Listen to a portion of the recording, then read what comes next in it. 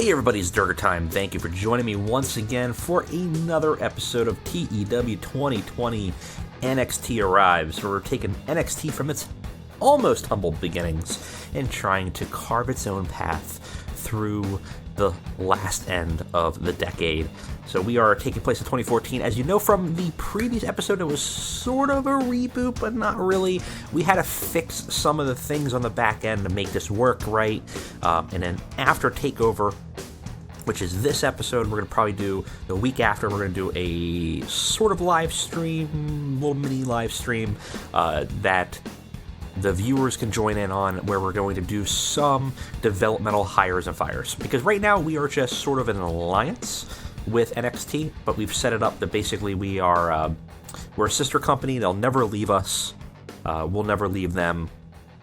And we do have a loan ability, so they can send people down to us, but we found that the AI in the game unfortunately just was not working to actually play as a developmental in an interesting way. Now that led to some problems, and at the end of the last episode we realized that we were financially in ruin, let's say, because everybody that I signed, I have it as an exclusive written to be realistic, because we're not going to do any hiring on our own, right? Any hiring that's happening is going to be from WWE sending people down to us. But our initial roster is, in fact, going to be our hires. So we kind of have to finagle things.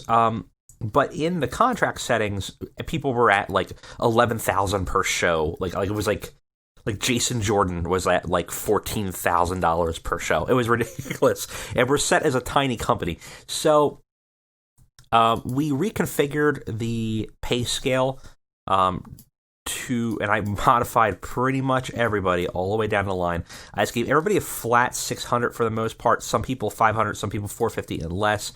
And a couple of the bigger guys, I gave them what I thought would be a more reasonable for that sort of amount. We don't know if that's going to blow up in our face. I don't know how quickly they're going to be asking for pay raises. So we'll have to see how that works, honestly. I don't know. Going to be a bit of an issue, but that the pay scale when it comes to written contracts seems kind of broken, honestly, in this game right now. So we'll just have to deal with it as we go through it, I guess. But we do have Takeover. We got some storylines wrapping up in Takeover. Obviously, we have the tournament so also because we reset everything, a lot of these events, these storylines don't have anything in them, so it's kind of weird. But the Big Game Hunter storyline between Bull Dempsey and Leo Kruger should be concluding at Takeover. The Baron Corbin story is probably still going to be going on. Sammy in the big leagues, probably going to be continuing for a bit, and then we're rounding off the tournament, which got all bunked up and screwed up. Honestly, it's going to be Charlotte. I know I'm trying to remember where it was supposed to go, but it was Charlotte, and I think Becky we're going to be the first people.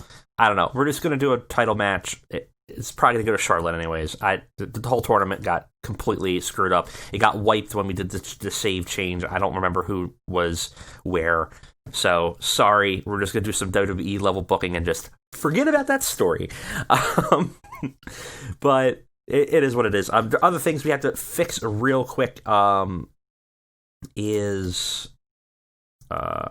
Shaw Guerrero has a dumb name that we want to change here. Try to remember. There we are.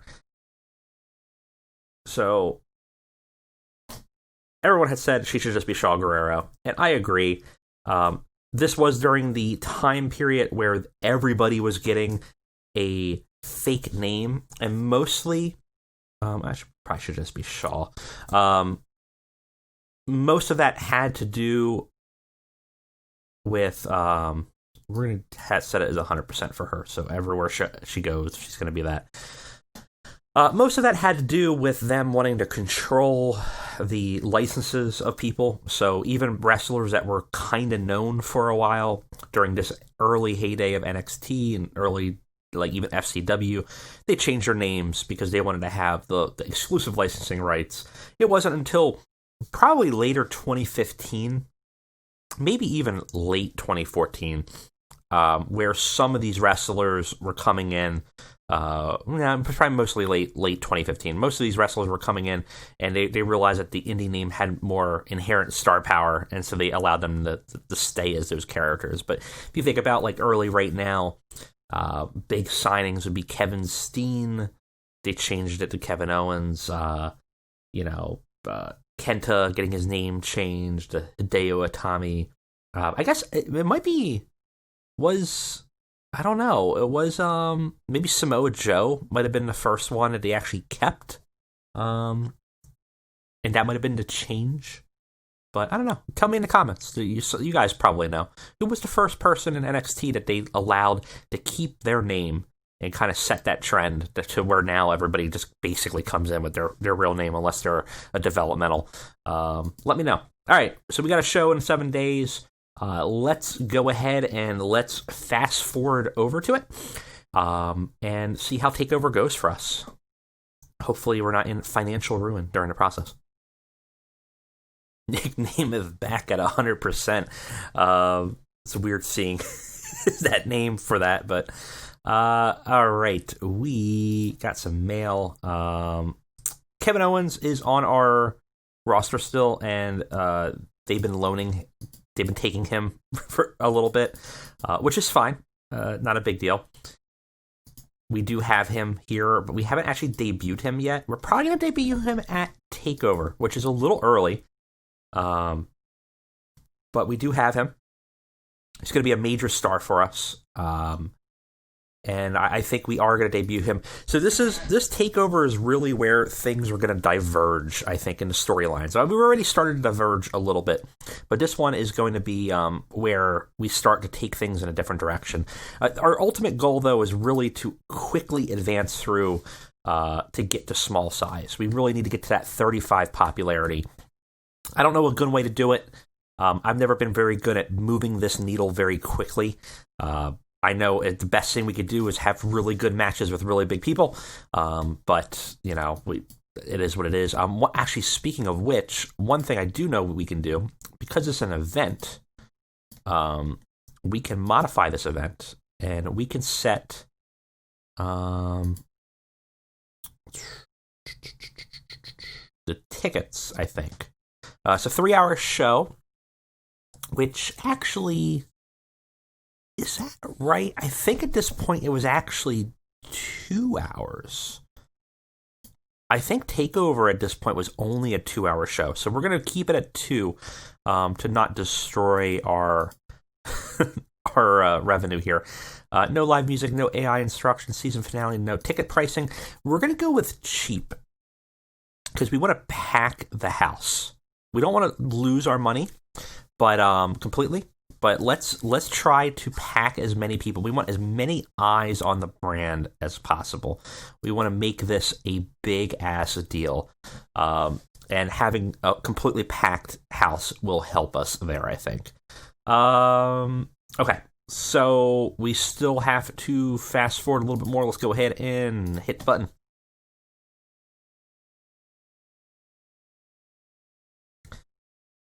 We're at our show. We do have a backstage incident.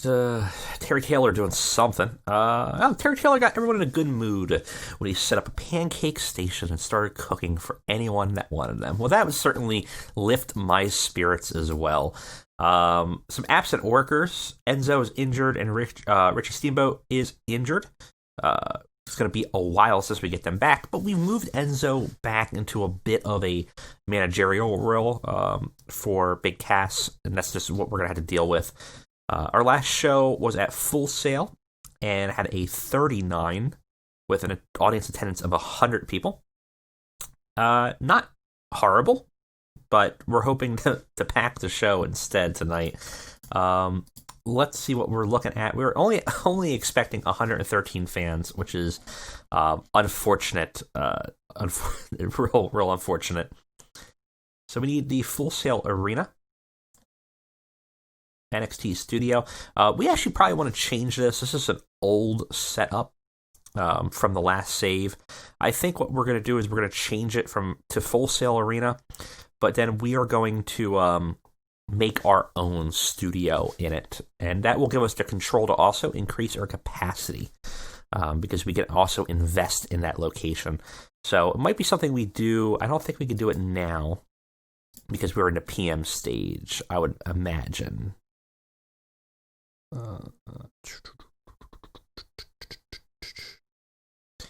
Financial investments is, I think, where we need to go. So we're going to deal with it now. What we'll do is we'll just change the name on the back end. But Full Sail Arena, NXT, we'll go here anyways. It's not going to matter too much for us. But in the long term, we're going to want something that has a little bit more than 300 people. We can't really realistically depict what happens in NXT, which is that a 300 capacity arena is probably accurate for what they have. It might actually be closer to maybe 500, but it's hard to tell. But it's a small venue, and they've kept that venue for years as part of the branding of it. But as the game goes on, we really want to maximize the amount of fans that we can put into the building. So, we're going to want a venue that can expand. And if we own it, it has a little bit of an advantage for us. So we're going to keep that in mind as we go through. We will select this venue for now, though. And we are pretty much ready to start the show. We do not have controlled motivational speeches, monthly or annual events. Well, that's interesting. Oh, that's why. We're not on Takeover yet, are we? Jeez, I am just not looking at things right, am I? I thought we had it in 6 days. We have one episode of NXT Wrestling. I got everyone's hopes up. I'm sorry. I got my hopes up. I thought we were going to do Takeover. No, but we have Takeover 7 days, and we must have had NXT Wrestling in like 4 days. So we got one more episode left before Takeover. That's a bummer. Well, this is good because we could still get through that tournament for the women's division for their champion, to have Charlotte face somebody. I got to look back and see who it was. But I mean, we're pretty much all our ducks are in order, I think, for our stories. So this is kind of a weird go home show because there's not much we have to worry about. Really, I guess we could do a little bit more to set up the Sami Zayn story with him and Neville, and possibly have a little bit more of a blow-off after the previous events, which I believe, we look here, they kind of fought each other over the tag match and kind of screwed up everything. And so we have a little bit that we could do, I think. So we can make this work, I think. All right, guys, let's go ahead and let's book NXT Wrestling and get us prepped for Takeover. All right, guys, we are back for our NXT Wrestling Go Home show. It's a weird one. It doesn't really feel like a Go Home show much to me, but I feel like we kind of blew that all off last week, so maybe that's the problem. So what do we got on the card tonight? Well, we're starting the show with Bayley versus Becky Lynch, which is, I think, the conclusion of our women's tournament. It all got screwed up with the changeover, but the winner of this match will face Charlotte. I think that works out. If not, whatever, ignore the old one. But someone will be facing Charlotte at TakeOver next week. In addition to that, we have Baron Corbin in action once again, which has not happened in a bit, actually, but he's been on a pretty significant win streak with people counting down basically the minutes. And in addition to that match, we have a main event. It's a triple threat match, exhibition match, with our NXT champion Adrian Neville versus Tyson Kidd and, hey, look, it's Yoshitatsu. That'll be a fun one. So just an exhibition match. Surely nothing bad will happen there. And we have some other matches scattered in between, but that is the gist of it. Let's go on and get on with NXT Wrestling. So the show does open with Bayley and Becky Lynch. It's actually a pretty decent match considering they both had a 37. Becky Lynch defeats Bayley in 6 minutes by pinfall. Again, our women's division is very weak at this point. The Four Horsewomen are not very good in terms of in-ring performance at all. So we have to kind of work around that. Becky is actually the best, but she is strongest on Pure Risu, which we do not have anyone to match her in that. So a bit of an issue. We gain heat for the storyline of a vacant seat for a queen, which does kind of give away who will be the likely winner of the tournament. But we have to start somewhere. Gets a 33. It's not too bad. Gets to show off to a strong start. I think there was another match past this that was actually worked a crowd, so we might get a penalty for that. But overall, not too bad. Much better than I thought it would be. And we have Becky moving on to the finals on TakeOver. And in fact, Charlotte comes out afterwards to kind of cement that. Charlotte kind of trash-talking Becky Lynch, and before Becky ends up having enough of it and pouncing on Charlotte and getting into a scrap. We actually lose heat for the vacant seat storyline a little bit here. Yeah, 25's not great. Again, they're weaker in terms of their performances. We have to kind of figure out a way to work around that. That's kind of a bummer. Speaking of really poor performances, holy hell, what the hell happened here? I had a 27 from Dempsey, 23 from Jason Jordan. Jordan was off his game. Somehow we got a 10, and it brought the crowd down. Bull Dempsey defeated Jason Jordan in 5 minutes by pinfall. What? I need to look at the dirt sheet. What the hell happened here? I have no clue what actually happened here that caused this.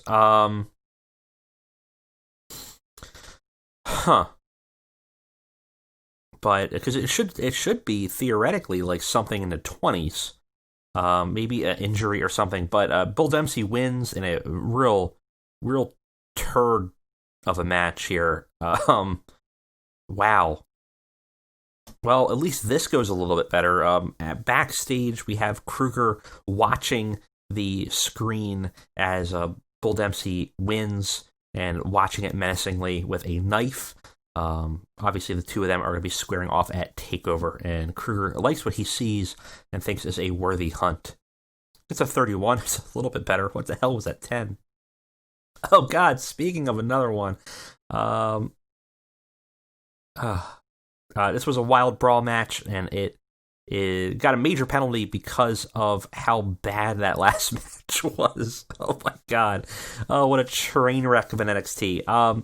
Decent reaction with the crowd, but it was terrible wrestling. We had Mojo Rawley versus Baron Corbin, and Baron Corbin gets the win in 4 minutes by pinfall. Corbin had a 27, Rawley had a 21, and somehow with all this nonsense, we are left with a 12 rating for this match. What a stinker. This NXT is going off the rails really fast. Sammy comes in to help save it a little bit. Sammy has a exhibition match against Mason Ryan. It's great heat, good rate wrestling. Sammy steals the show, defeats Mason Ryan in 15 minutes for the pinfall. Sammy had a 57. Mason had a 31. The crowd was not thrilled with seeing Mason there, and the announcing was subpar. I'm thinking of putting Dusty on the announce team and either pulling Corey Graves or Alex Riley off the bench and putting them into wrestling, because I think we need as much talent as we can get, and I have to look at where they are, but I have a suspicion that Alex Riley probably has some pretty good stats that we can still use. So, if we do that, everyone can just, scream his theme song every time he pumps up. It would be true NXT fashion. So, color commentary gave the match a boost.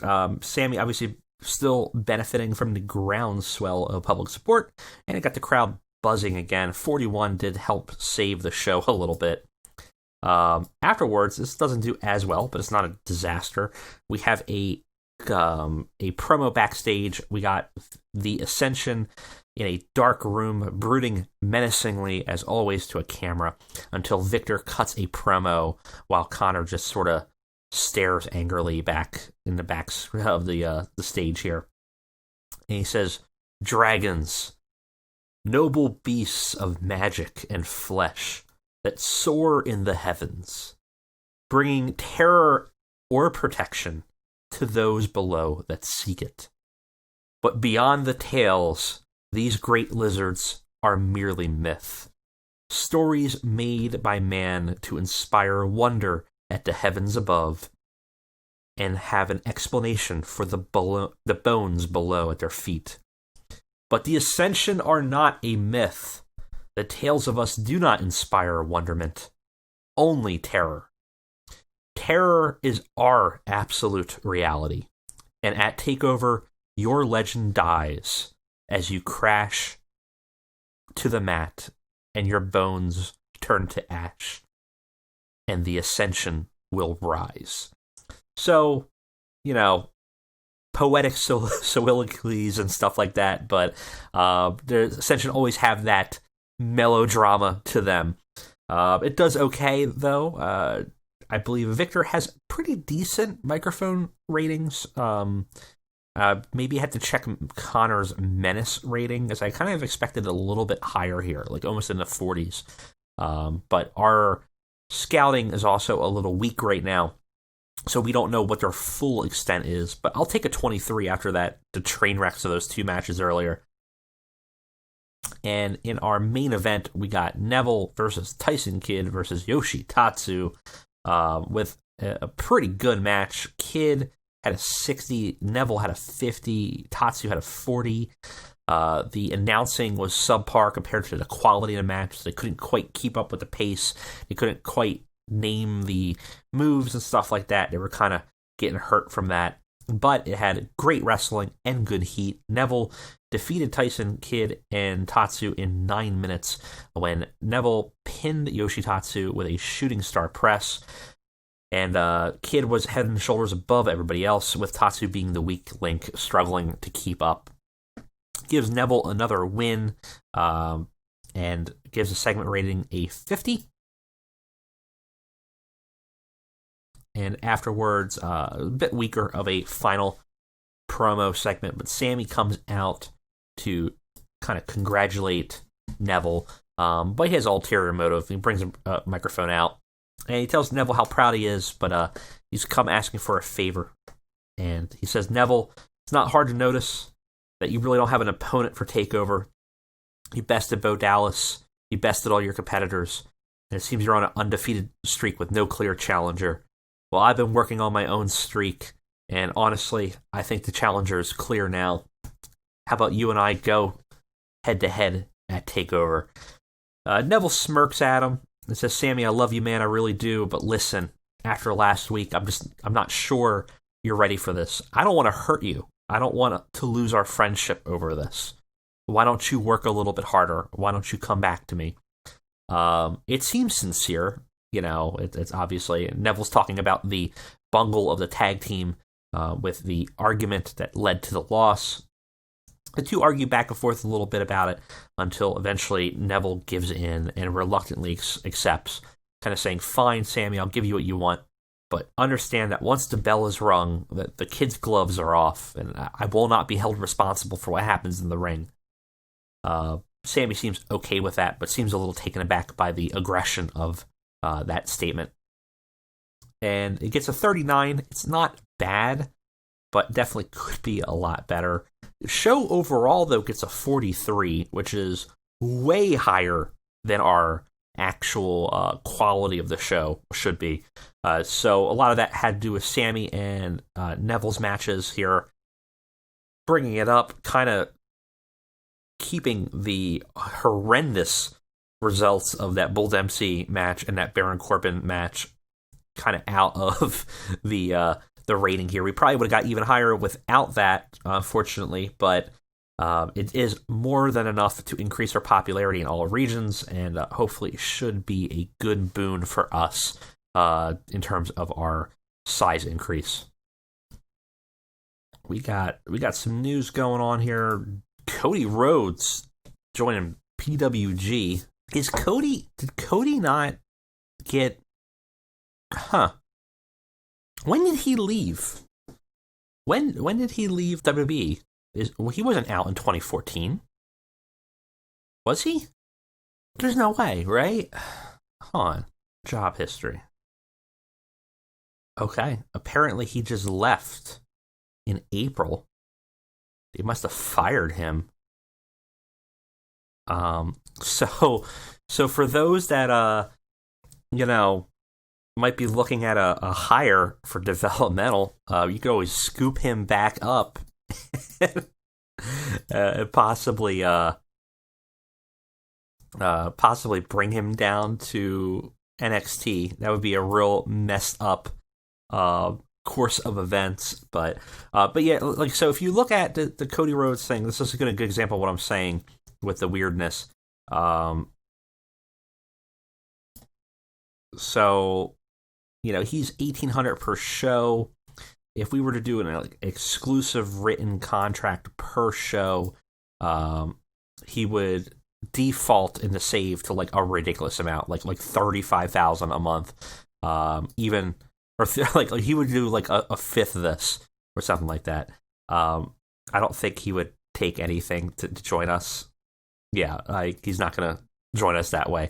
We're pretty much never going to be able to get exclusive offers. The only ones that we have are the ones that we started with, just for the sake of the save. But, he could get signed back to WWE and then sent to us, wink, wink. That would certainly be interesting. I think we could definitely do something with Cody and Dusty down there. That would be kind of fun. We got a 0.05 TV rating. And Alice Bernard goes to Flabby, which is fine because you are technically an occasional wrestler. Matt Bloom could wrestle for us. I didn't even think about that. We might do something with that. All right, so we got a takeover episode on the way here. Then after that takeover, we're going to do that. It's tomorrow night. So we'll have another episode shortly. And then after that, we are going to have a live stream. I will post the time of the live stream for the hiring and the developmental branch of this save, probably in the Discord first. So in addition to that, though, like I said, we're probably going to do a wheel like we did for the Wednesday Night Wars. So if you have suggestions of certain hiring rules you want to see on that wheel, let me know. We got probably got another week or so to kind of come up with some. Put them in the comments and let me know what interesting hiring rules you want to impose to the chat of people that you want to. And then we're going to have some baseline rules as well when we get into it, that they always have to hire. Most of it's going to have to do with age range or skill level. You're not going to hire a whole bunch of indie talent to flood down there necessarily, but you might be able to have one or two. But I want to see some other interesting restrictions that are make things interesting for developmental hires. So bring them to me. All right, guys, thank you for joining me for this episode. I will see you next time.